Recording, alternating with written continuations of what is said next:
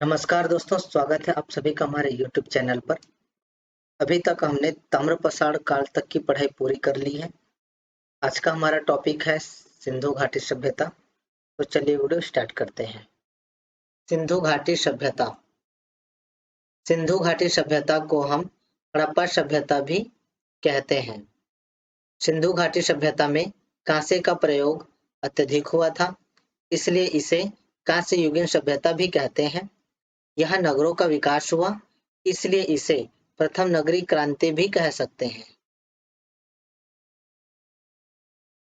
ऐसा कहा जाता है कि यहाँ सरस्वती नदी बहती थी, जो वर्तमान में विलुप्त हो गई है। इसलिए सिंधु घाटी सभ्यता को सरस्वती सिंधु सभ्यता भी कहते हैं।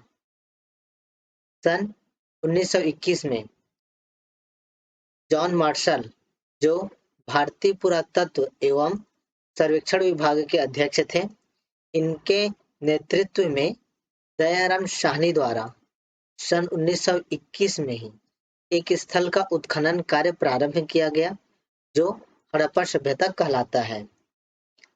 सिंधु घाटी सभ्यता के साथ साथ विश्व में निम्न सभ्यता समकालीन थी: मेसोपोटामिया की सभ्यता, मिस्र की सभ्यता और चीन की सभ्यता। कालक्रम। लिपि का पढ़ा न जाना हमें इस काल के बारे में सही जानकारी प्राप्त नहीं होती है। सिंधु सभ्यता की कालक्रम के विषय में अत्यधिक मतभेद है। विभिन्न इतिहासकारों के मत अनुसार कालक्रम: सर जॉन मार्शल के अनुसार 3250 से 2750 ईसा पूर्व, मार्टिमर व्हीलर के अनुसार 2500 से 1500 ईसा पूर्व, रेडियो कार्बन विधि द्वारा 2350 से 1750 ईसा पूर्व। रेडियो कार्बन विधि द्वारा ही कालक्रम को ही ज्यादातर सत्य कहा गया है।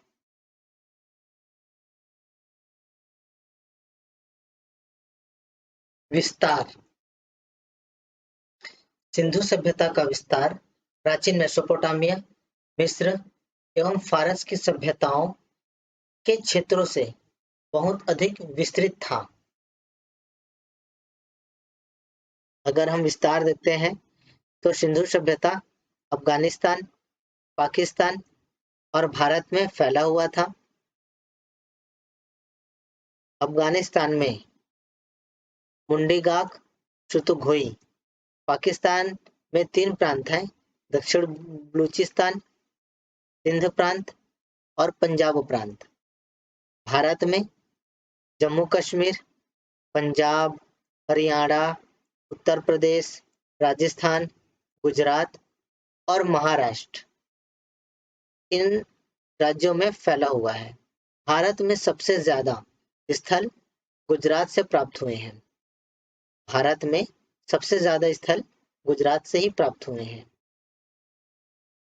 दिशा के आधार पर अगर हम दिशा की बात करते हैं तो उत्तर से दक्षिण तक इसकी लंबाई 1400 किलोमीटर व पश्चिम से पूर्व तक इसकी लंबाई 1600 किलोमीटर थी। सिंधु सभ्यता की प्राचीन आकृति त्रिभुजाकार थी। हड़प्पा सभ्यता क्षेत्र। अफगानिस्तान में 2 क्षेत्र, चुतुघोई और मुंडीगाक। पाकिस्तान की अगर हम बात करते हैं तो पाकिस्तान के सिंध प्रांत में मोहनजोदड़ो, चन्होदड़ो, कोट दीजी व अली मुरीद स्थित हैं। पंजाब प्रांत में पाकिस्तान के हड़प्पा, जलीपुर, डेरा इस्माइल खां और बलूचिस्तान प्रांत में बालाकोट, तुतका गेंडोर, तुतकाको और डाबरकोट ये प्रमुख स्थल हैं। यहाँ मैप में आप देख सकते हैं, ये लगभग सिंध प्रांत, ये पंजाब प्रांत आपका, ये दक्षिण बलूचिस्तान का प्रांत है। ये सिर्फ समझने के लिए है।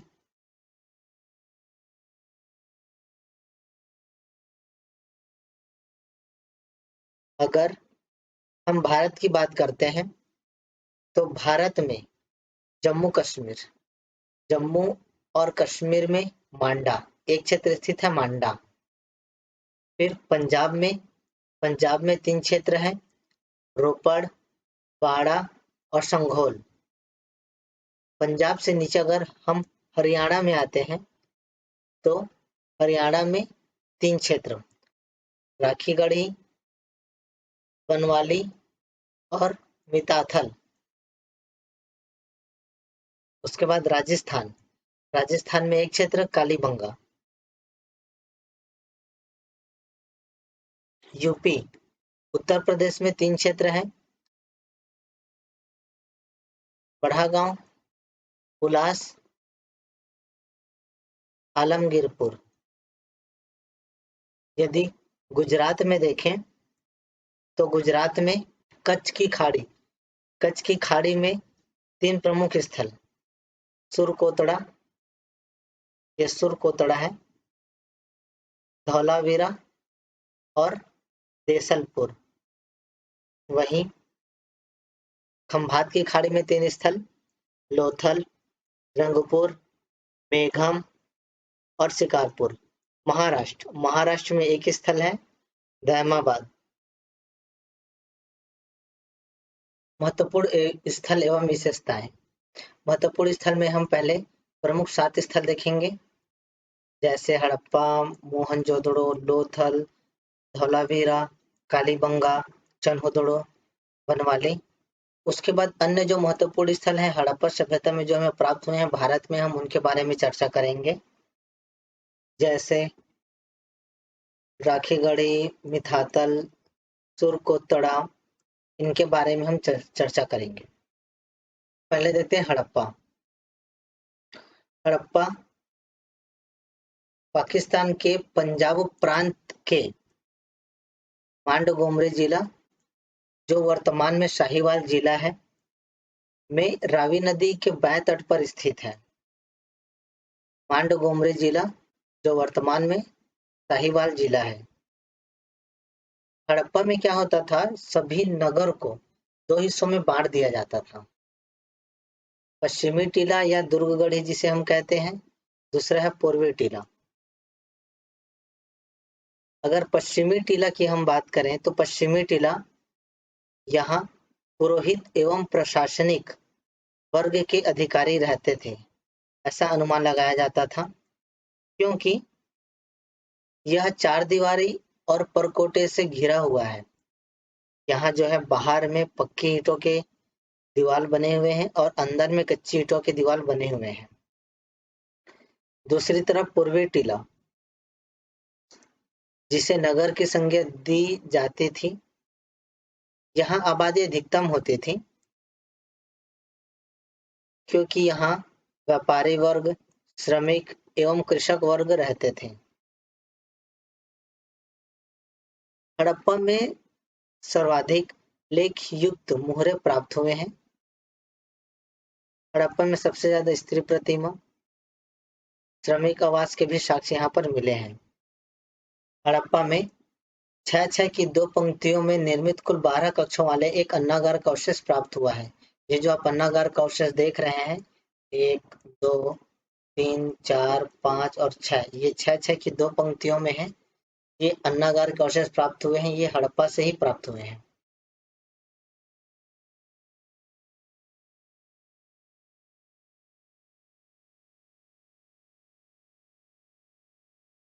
मोहनजोदड़ो। मोहनजोदड़ो का शाब्दिक अर्थ होता है मृतकों का टीला। इसे स्फुट टीला भी कहते हैं। यह पाकिस्तान के सिंध प्रांत में लड़काना जिले में सिंधु नदी के तट पर स्थित है। मोहनजोदड़ो का उत्खनन कार्य सर्वप्रथम 1922 में राखालदास बनर्जी ने की थी। यहाँ से विशाल स्नानघाट प्राप्त हुए हैं। ये जो आप चित्र देख रहे हैं ये विशाल स्नानघाट के चित्र है। यहाँ पे देखिए उत्तर में और दक्षिण में यहाँ पर स्नानघाट के लिए सीढ़ियां बनी हुई है। एक सीढ़ियां यहाँ से बनी हुई है। कांसे की नृत्य करती नारी की मूर्ति प्राप्त हुई है। यहाँ पे पुजारी योगी की मूर्ति भी प्राप्त हुई है। मुद्रा पर अंकित पशुपतिनाथ की मूर्ति और सूती कपड़ा एवं सभा भवन के भी साक्ष्य मिले हैं। पुजारी की मूर्ति और ये नृत्यरत नारी ये मोहनजोदड़ो से प्राप्त हुए हैं दोनों।